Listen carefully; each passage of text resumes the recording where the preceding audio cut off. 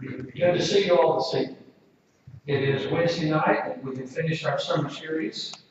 So you're stuck with me again. Back to normal, or back to abnormal, as the case may be. Well, we're glad you're here. Hopefully things are well with you, and we hope that they will stay that way. If you're visiting with us, we're glad you're here. If you're not, we're still glad you're here. It's good to have both, and we are thankful for the times when we have to get together. I'll introduce our material in just a moment, and normally I begin our discussion with a prayer, and we will begin our class time with a prayer this evening, but I've asked one of our elders, Brother Kerry Rosenblum, to come forward and lead us in prayer in a minute. I want to give you a little information about Jim Goins' father, and then we'll include him in our prayer tonight.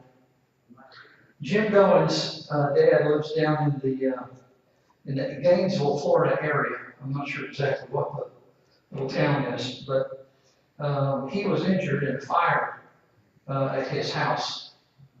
As I understand it, Jim was on a cell phone, and I was too, and so sometimes you don't get everything that's there. And one of y'all are talking about my ears, and I'm saying, no, it's the cell phone. Apparently, he had a fire pit in the backyard that had burned down and was still full of hot embers, and he fell into it. And he was able to get out, but in the process of getting out, he fell again backwards, and so laid on those hot coals and burned his back up. So he has significant injuries to his arms and back and face. And he's 87. So this is a really serious situation for him and for their family. Jim and Penny are down there now with their family, and when I talked to him, he said, we ask that you remember us in prayer, and we certainly want to do that. We will, as soon as I have an address, I did, he is at the Shands Hospital in Gainesville, Florida, and I've got a room number. Betty probably knows that number. 17 something.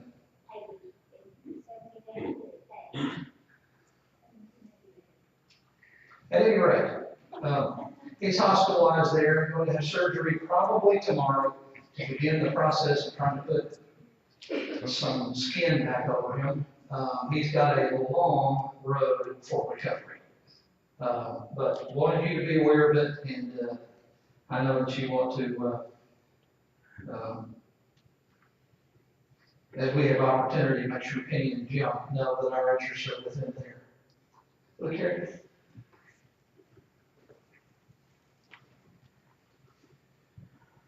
Our Father in heaven, we're grateful tonight for the opportunity to be able to assemble here with the freedoms we enjoy, and be able to look into your word and to reflect on our lives, and be able to see how well we're complying and what we do to improve to please you. We're grateful for each one here tonight and for the teacher provided Tim as well, that he'll have good thoughts of what he wants to convey to us. Come to you in a special way, recognizing the uncertainty of life and things that may come our way, and the injury there to Joe Goins. And we ask you to be with Jim and Penny and their family there, that they'll be able to receive the comfort that only you can provide, and also among other people they know there and other family, they'll be able to have resources to give them the assistance they need, and especially the medical attention that Joe needs at this time. We pray that his recovery will be swift as possible, that his pain will be manageable, and we know that all things are according to your will, and that you can see that things happen the way they need to, and we just ask you to be with them and to assist them in the way you can. And we pray for safe travels back and forth. And again, any way that we're able to help them and to assist them, encourage them during this time, give us the opportunity, the door to go through. We ask you to forgive us of our sins, to always be willing to admit those wrongs, and to always look to what we can do to lead others to your gospel, and to have others that will become followers of you and your Son. Be with us in our study tonight. Again, help us learn from it and apply it to our lives. In Jesus' name we pray. Amen.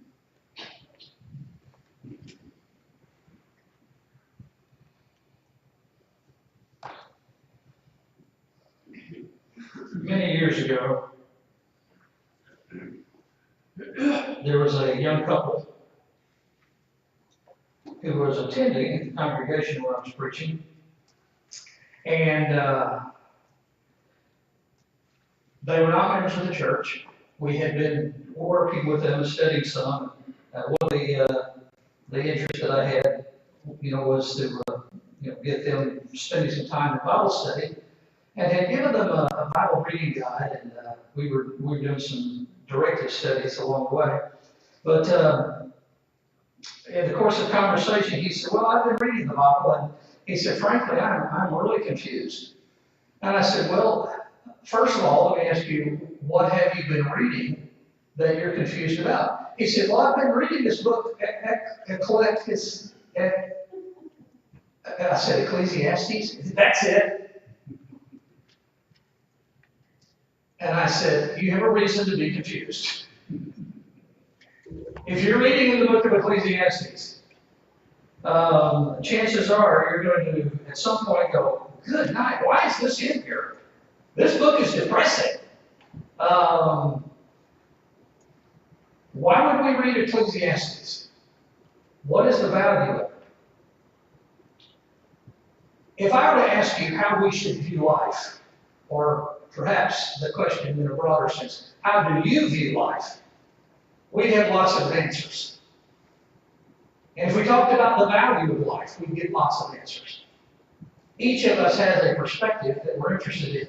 And it might seem like, for those of you who have a limited exposure to the book of Ecclesiastes, that that book might not have anything to do with modern life.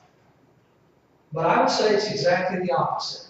I don't know of any Old Testament book that has a greater immediate value on teaching us about life than does the book of Ecclesiastes.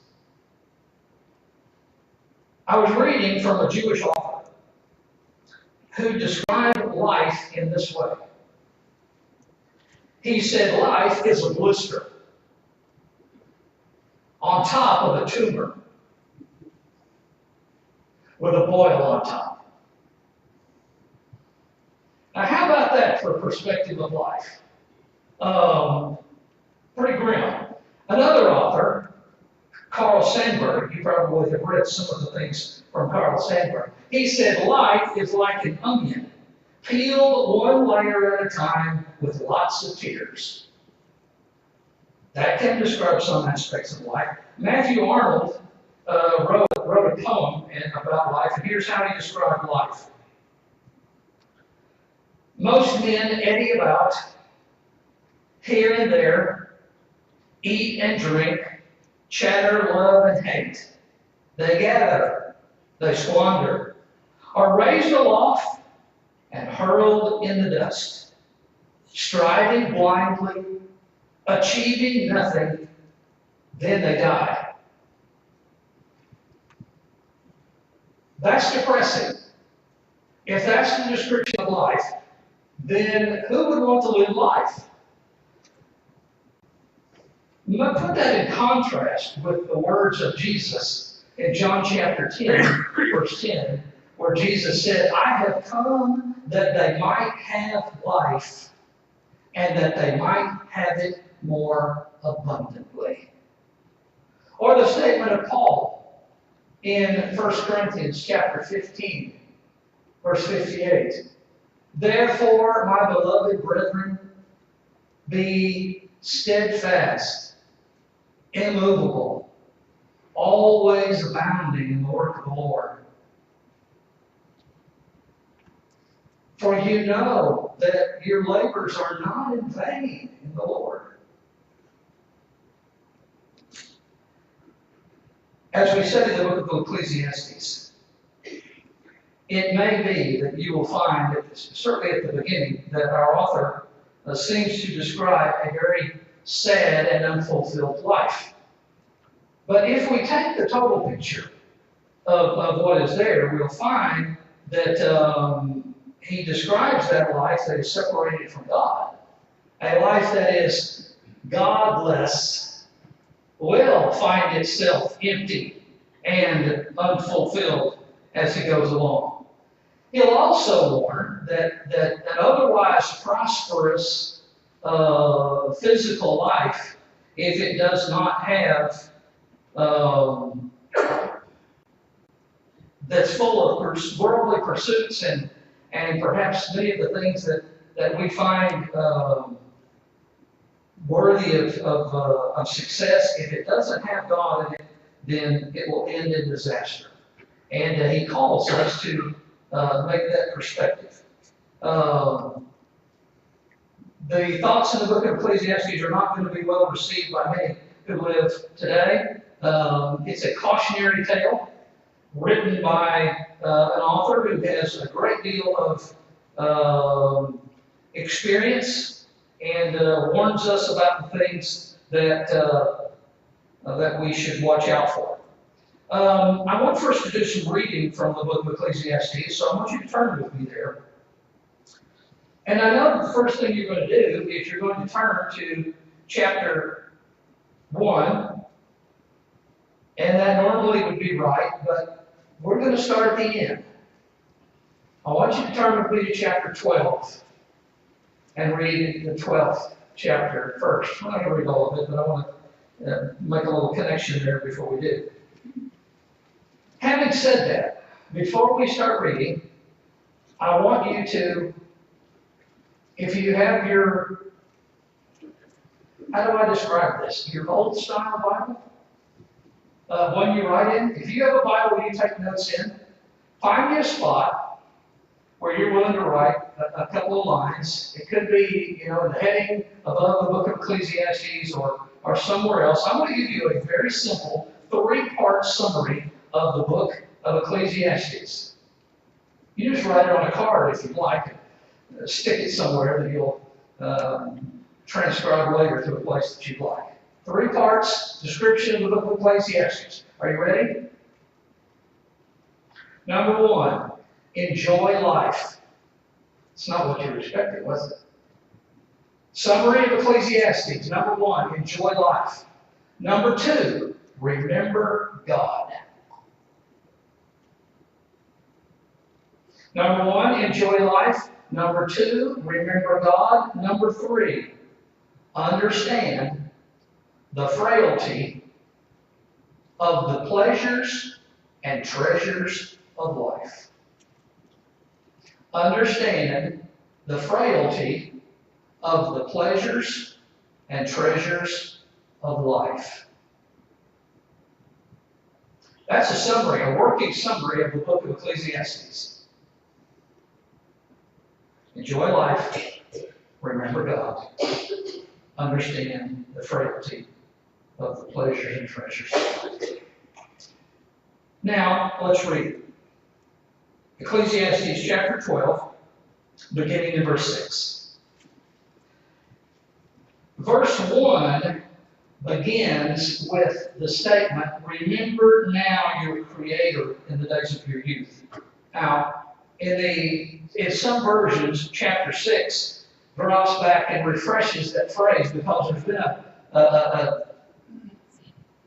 the discourse that's taken us through verse 5 looks like it kind of wanders away from that path, and he returns to it in the 6th verse. So there's supplemented. Some of you will have in italics, remember your Creator, because that's where it began, and it reassumes that role again. So, New King James Version, verse 6, remember your Creator before the silver cord is loosed, or the golden bowl is broken, or the pitcher shattered at the fountain, or the wheel broken at the well.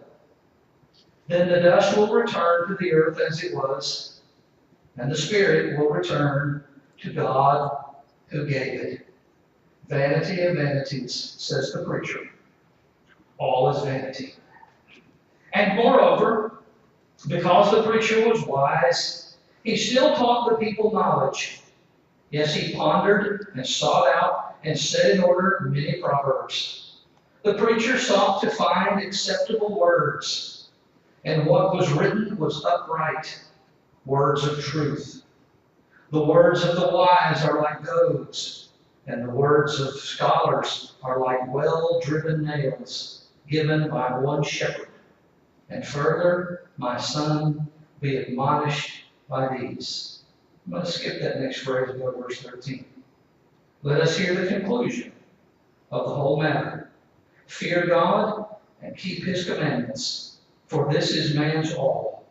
For God will bring every work into judgment, including every secret thing, whether good or evil. A man by the name of Stephen Covey has become quite popular for a book that he wrote and studies that have been useful in a number of groups. Several years ago, I think the schools of Madison County adopted part of the 7 Habits of Highly Effective People for part of their school mottos. I'm not sure how widely that was done. I know Libby School picked it up and used it extensively. But in Mr. Covey's book and his discussion of that, one of the 7 habits of highly effective people is begin with the end in mind. Now you start a task understanding where do you expect the task to end. What do you expect it to be? How do you expect it to look? What do you expect the outcome to be, etc. And we use that concept widely in the things that we do, but we may not always begin planning with that in mind. Understanding where our book is going to end up. The reason why we read from Ecclesiastes chapter 12 tonight is because everything that Solomon is going to write pushes us toward that conclusion. Here's the end.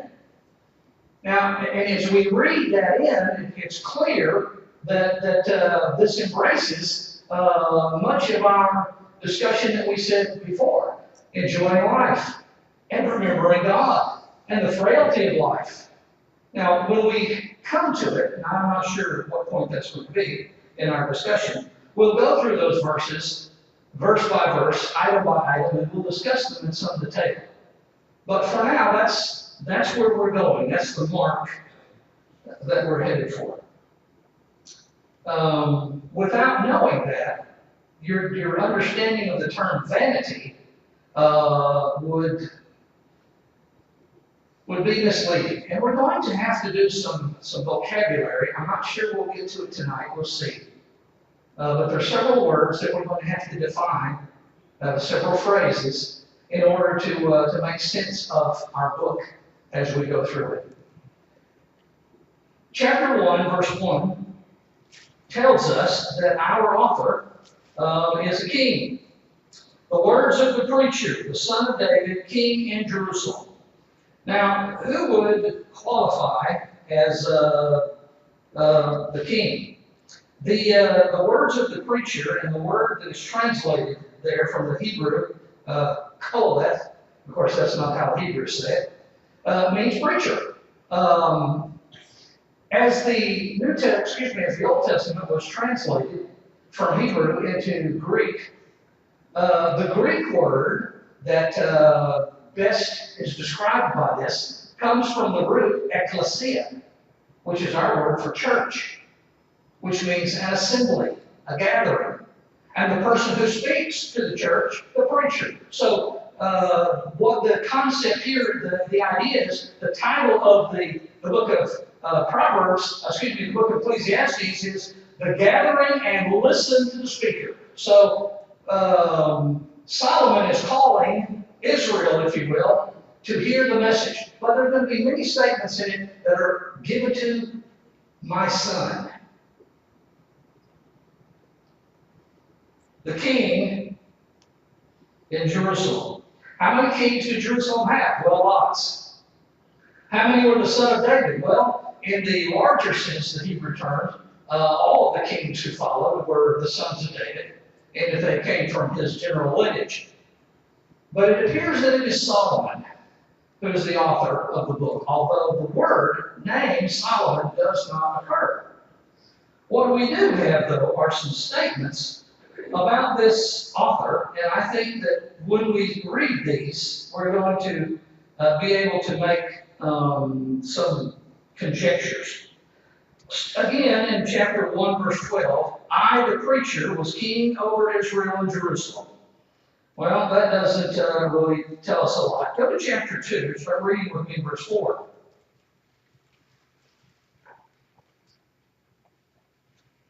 I made my works great.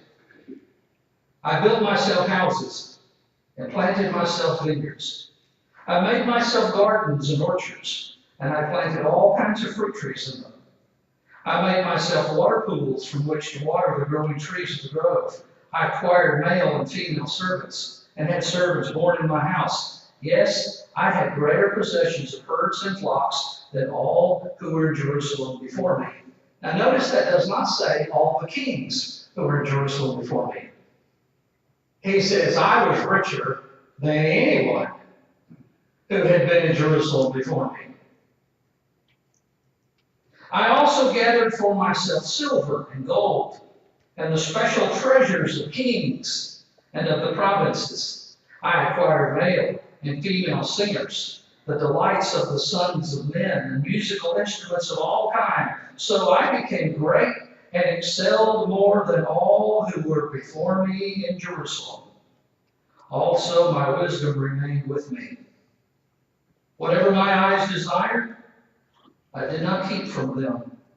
I did not withhold my heart from any pleasure, for my heart rejoiced in all my labor, and this was my reward from my labor. Then I looked on all the works that my hands had done, and on all the labor in which I had toiled. And indeed all was vanity and grasping for the wind. There was no profit under the sun. Who would be able to be described by those remarks? Well, we might find ourselves looking at the list of kings who lived in Jerusalem, and if we did, we would find that none would fulfill those descriptions except for one man. Most of the kings of Jerusalem struggled to keep their lives going, but there is one king that does not struggle. Instead, he is very much provided for, and that is King Solomon. I'd like to go back to 1 Kings chapter 4 and read first the beginning of Solomon's administration. Then I want to read some of the description of Solomon that is given to us in the book of Kings, and then we'll conclude this discussion, this part in the book of Deuteronomy. Now you're going to think at the beginning, I thought we were going to talk about the book of Ecclesiastes, not the book of Kings. Well, we are, but in order for you to really understand the perspective of Solomon, you're going to have to understand the kind of guy he was and where he's coming from. So if you understand his background, you're going to appreciate his perspective a whole lot more. You know, if I write a paper or an article on the subject of wealth or wealth management, how many people are going to be interested in reading it? And who would quote from it? And who would care? No one. If Steve Jobs wrote a paper on wealth management, or if Bill Gates wrote an article on wealth management, or Warren Buffett wrote an article on wealth management, who's going to be interested in that? Oh, lots of people. Why? Because they know that these guys knew what they were talking about. It's important for us to understand that when we start talking about Solomon, and he talks about all of the pursuits that he had and all of the material goods that he had, and the women, and the pleasures, and the drunkenness, and the acquisitions. In order for us to understand that, we have to know where he is in life. The beginning. 1 Kings chapter 4. Let's start reading at verse 20. And I don't know that we ought to save this for the end, but this is sort of the beginning, so we'll include it. Judah and Israel were as numerous as the sand by the sea in multitude, eating and drinking and rejoicing. So Solomon reigned over all kingdoms, from the river to the land of the Philistines. The river is the Euphrates River. That is the region of Mesopotamia.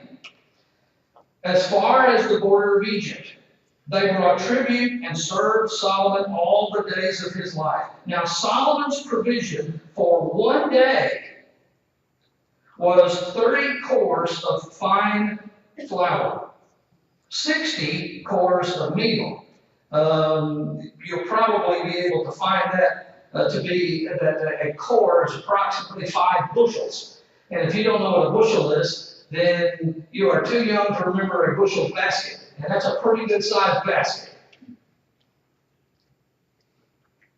30 baskets full of flour, the size of a bushel basket.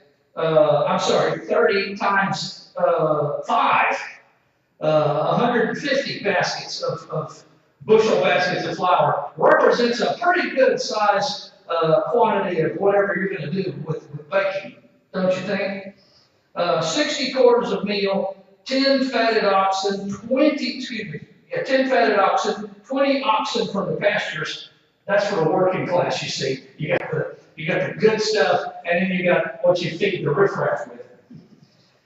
100 sheep, besides deer, gazelle, roebucks, and fatted fowl, for he had dominion over all the region on this side of the river from Tiphsah even to Gaza, namely over all the kings of this side of the river, and he had peace on every side all around him. Verse 26, Solomon had 40,000 stalls of horses for his chariots, and 12,000 horsemen. And these governors, each man in his month, provided food for King Solomon and for all who came to King Solomon's table. There was no lack in their supply. They also brought barley and straw to the proper place for the horses, and seeds, each man according to his charge. And God gave Solomon wisdom and exceedingly great understanding, and largeness of heart like the sand on the seashore. Thus Solomon's wisdom excelled the wisdom of all men of the East, and all the wisdom of Egypt. He was wiser than, and there's a number of statements that are made. He spoke, verse 32, 3,000 proverbs, and his songs were 1,005. He also spoke of trees, from the cedar tree of Lebanon, even to the hyssop that springs out from the wall. He spoke of animals, of birds, of creeping things, of fish. And men of all nations, from all kings of the earth, who had heard of his wisdom, came to hear the wisdom of Solomon.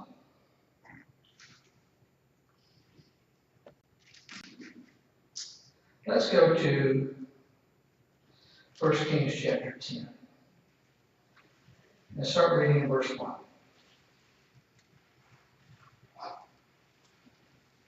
Now when the queen of Sheba heard of the fame of Solomon concerning the name of the Lord, she came to test him with hard questions.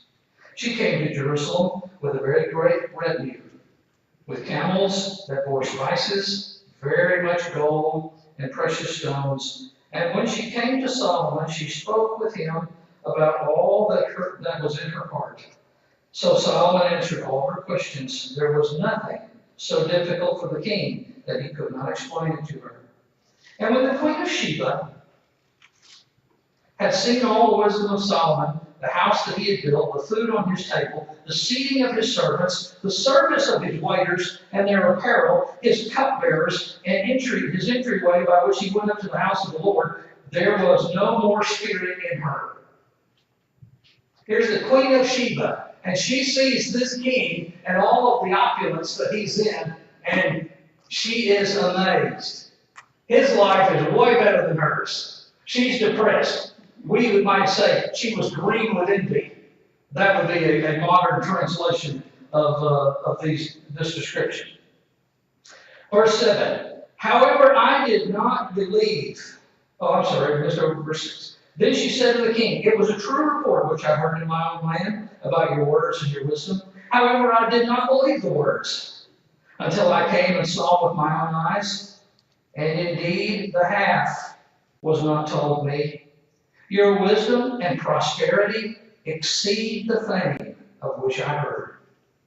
Happy are your men, and happy are these your servants, who stand continually before you and hear your wisdom. Blessed be the Lord your God, who delighted in you, setting you on the throne of Israel, because the Lord has loved Israel forever, therefore he made you king, to do justice and righteousness. Then she gave the king 120 talents of gold. A talent is approximately 75 pounds. How much gold did the Queen of Sheba bring to Solomon?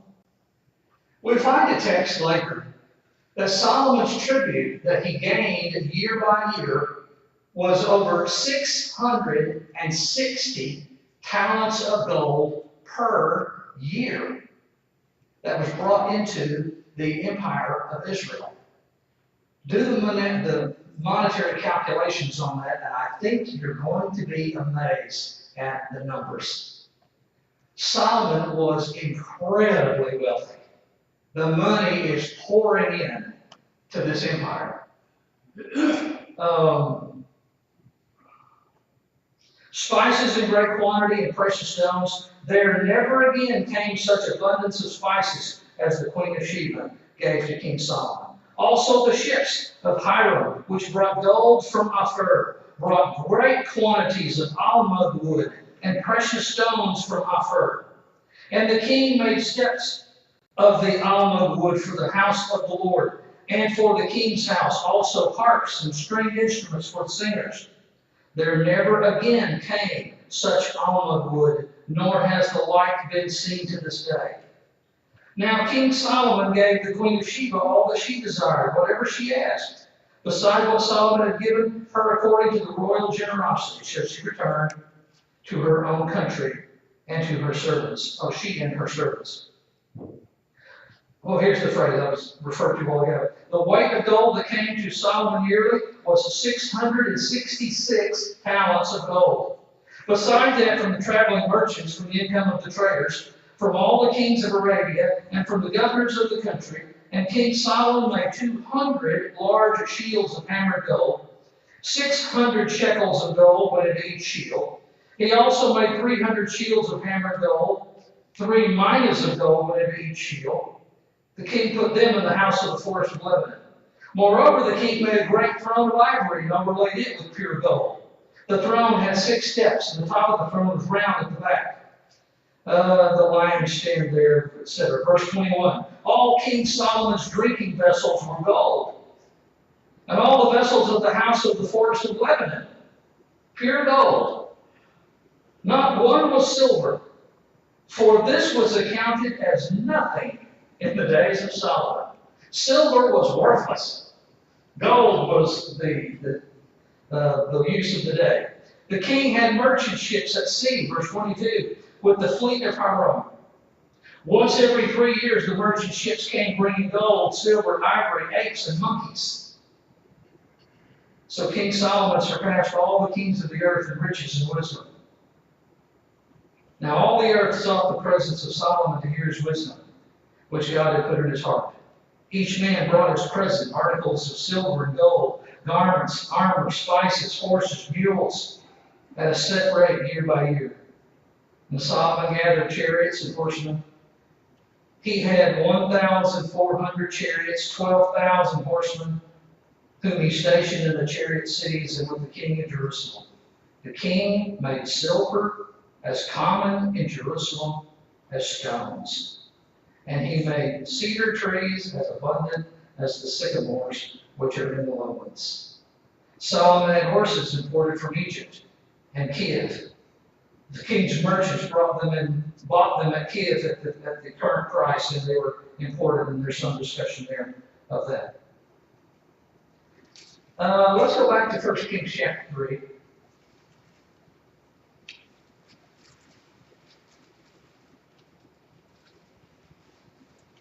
And see the beginning. How is it that Solomon came to be in this place? Well, if we describe the ending days of King David, King David came on the throne as God's handpicked man, superseding Saul, King Saul. And David's reign was tumultuous. He had some difficulties within and without. And at the end, several of his sons were vying for power and trying to actively become king. And Solomon was chosen by David to be king and ended up killing some of the competing family members and a number of the enemies that David had. But here's the beginning of Solomon's reign. 1 Kings 3, start with verse 3. Solomon loved the Lord, walking in the statutes of his father David, except that he sacrificed and burned incense at the high places. Now the king went to Gibeon to sacrifice there, for that was the great high place. Solomon offered 1,000 burnt offerings on that altar. At Gibeon, the Lord appeared to Solomon in a dream by night, and God said, "Ask, what shall I give you?" And Solomon said, "You have shown great mercy to your servant David, my father, because he walked before you in truth, in righteousness, and in uprightness of heart with you. You have continued this great kindness for him, and you have given him a son to sit on his throne, as it is this day. Now, O Lord my God, you have made your servant king instead of my father David. But I am a little child. I do not know how to go out or come in. And your servant is in the midst of your people, whom you have chosen, a great people, too numerous to be numbered or counted. Therefore give to your servant an understanding heart to judge your people, that I may discern between good and evil. For who is able to judge this great people of yours?" The speech pleased the Lord, that Solomon had asked this thing. Then God said to him, "Because you have asked this thing, and have not asked for long life for yourself, nor have asked riches for yourself, nor have asked the life of your enemies, but have asked for yourself understanding to discern justice. Behold, I have done according to your words. See, I have given you a wise and understanding heart, so that there has not been anyone like you before, nor shall there be any arise after you. And I have also given you what you have not asked, both riches and honor, so that there shall not be anyone like you among the kings all your days. So if you walk in my ways to keep my statutes and my commandments as your father David walked, then I will lengthen your days." Then Solomon awoke, and indeed it had been a dream, and he came to Jerusalem and stood before the ark of the covenant of the Lord, offered up burnt offerings and offered peace offerings, and made a feast for all his servants. How was it that Solomon came to be in the place that he was? He was God's selected king, the chosen son of David, to sit on this throne. And Solomon is going to be, in most respects, a good king. But there is a dark side to what will unfold in the life of Solomon. And it will happen that all of the blessings that God gave him are going to instead be traps that Solomon falls into. Especially one.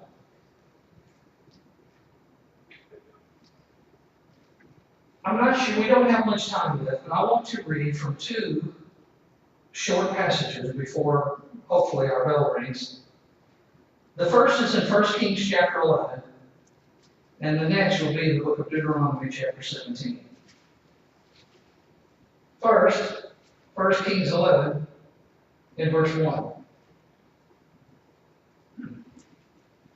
But King Solomon loved many foreign women, as well as the daughters of Pharaoh, women of the Moabites, Ammonites, Edomites, Sidonians, and Hittites. From the nations of whom the Lord had said to the children of Israel, you shall not intermarry with them, nor they with you. Surely they will turn away your hearts after their gods. Solomon clung to these in love. Now, it was common for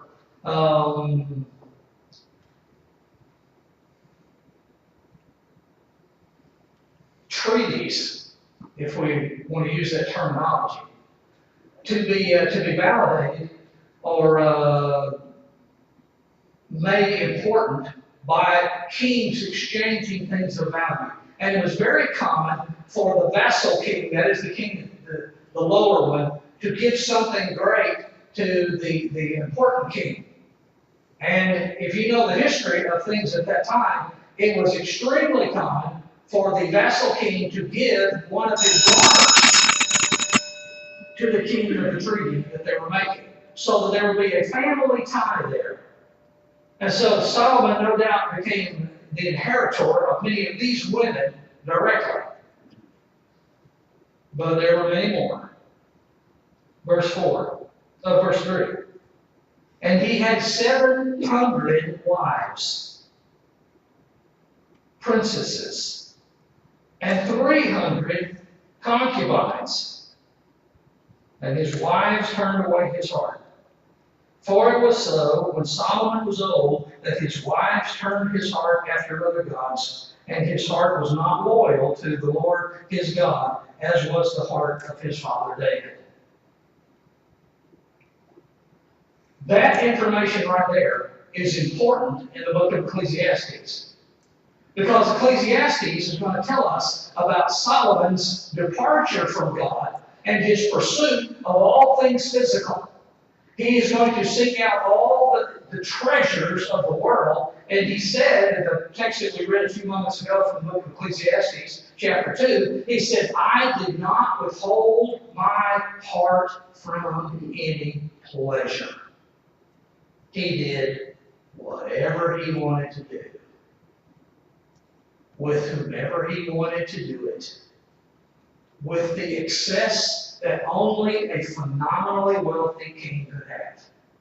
And so when Solomon says, I had it all, I had everything that you could seek, believe it, it's true, it's not boast, it's not brag. Solomon had it all. He had literally 1,000 women of his own that he had access to, not including all of those that might have also been brought under the powerful influence of this great king. Money, materials, building, servants, slaves, conquested territory. Solomon was a phenomenally wealthy, successful man. And so when we read through the book of Ecclesiastes, and we read when Solomon says, I did all of this, I had all of this, I had these women, I had this drink, I had these possessions, I built these things, I had all of the music, the food, the singing, the laughter, the partying, and he says, and none of it brought me satisfaction. Vanity of vanities. Then we should understand, this is from a guy who says, I've been there, and this won't bring happiness. Well, we're not going to get to Deuteronomy chapter 17, but if you'd like to read it, Deuteronomy 17, verses 14 to 20, You're going to find that Solomon, by becoming so wealthy and so involved with women, actually violated many of the commandments that God gave the children of Israel concerning the kings that would serve over them. I hope you'll look forward to our time together in the book of Ecclesiastes, and I would encourage you to read it, beginning in chapter 1, which we'll start in Lord willing this week. And we'll discuss many things practical to life. Thank you for your time.